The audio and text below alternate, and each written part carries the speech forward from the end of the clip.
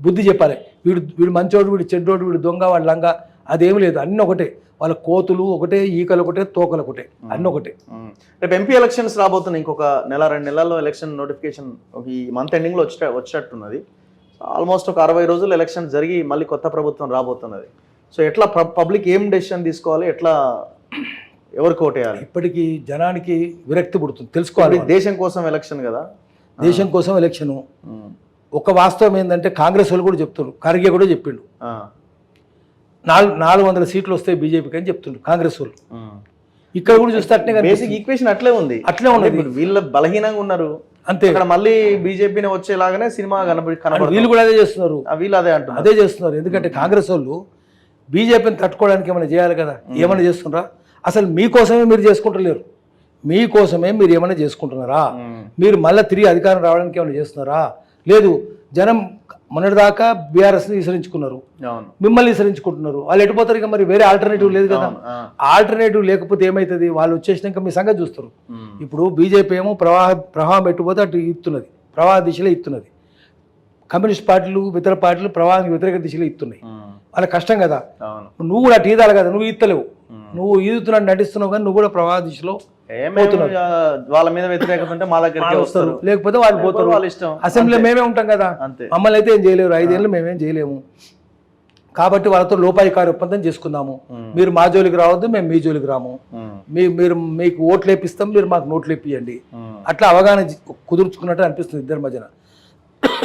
కాబట్టి రేపు ఎలక్షన్స్లో ఎట్లా అందరూ చెప్తారు, కాంగ్రెస్ ఖర్గేనే అంటున్నాడు, ఆల్ ఇండియా ప్రెసిడెంట్ అంటు 400 సీట్లు మీకు వస్తాయని. బీజేపీ వాళ్ళు ఏమంటారు, మీకు 40 వస్తాయని వాళ్ళు అంటున్నారు. 453 కదా, మాకు 40 వస్తే చాలు, మీకు 400 వస్తే తీసుకోండి. అట్లా ఉంది కాంగ్రెస్. ఆల్ ఇండియా లెవెల్లో అట్లా ఉంది, ఇక్కడ కూడా అట్లే ఉంటుంది. వాళ్ళు ఆల్ ఇండియా లెవెల్లో ఏది చెప్తే వీళ్ళు అదే చెప్తారు. కాబట్టి వీళ్ళు ఏ ప్రయత్నం చేస్తలేరు. ఇప్పటికే తెలంగాణలో పట్టణాల్లో బీజేపీ బలంగా ఉన్నది. హైదరాబాద్లో మనకు సికింద్రాబాద్ వాళ్ళే గెలిచేటోళ్ళు. మనకు తెలుసు పార్లమెంట్ ఎలక్షన్స్ వస్తాయి, కిషన్ రెడ్డి దత్తాత్రేయనో గెలిచేటోళ్ళు. అట్నే వరంగల్లో మున్సిపాలిటీ వాళ్ళకే ఉండే, నల్గొండ మున్సిపాలిటీ వాళ్ళకే ఉండే, సూర్యాపేట మున్సిపాలిటీ వాళ్ళకే ఉండే. ఇట్లా చాలా మున్సిపాలిటీస్, నిజామాబాద్ ఉండే వాళ్ళకు. సో టౌన్స్లో వాళ్ళే వస్తారు కాబట్టి వాళ్ళు రానియండి, మనం ఏం చేయలేము. టౌన్స్లో మన మీద వ్యతిరేకత ఉంటుంది. టీఆర్ఎస్ ఎట్లా పోయింది, కాంగ్రెస్ బీజేపీని 2 నేషనల్ పార్టీస్ మధ్యలో రానియండి, మనకే ఉంది. మన అసెంబ్లీ అయితే మనమే ఉంటాం.